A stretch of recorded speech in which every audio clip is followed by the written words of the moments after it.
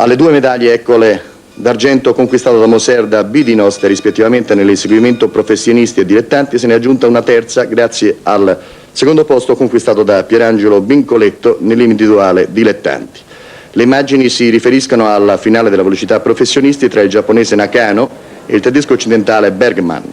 Si è imposto entrambe le prove Nakano, che così si è riconfermato campione del mondo per il terzo anno consecutivo.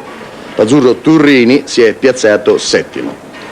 Ricapitolando, il bilancio del ciclismo azzurro presenta ai mondiali di Amsterdam un oro con Giacomini nella strada dilettanti, 3 medaglie d'argento e 2 di bronzo nell'inseguimento a squadre e nell'inseguimento a donne con Luigina Bissoli. Ed ora vediamo lo sprint della prima manche tra il giapponese Nakano e il tedesco.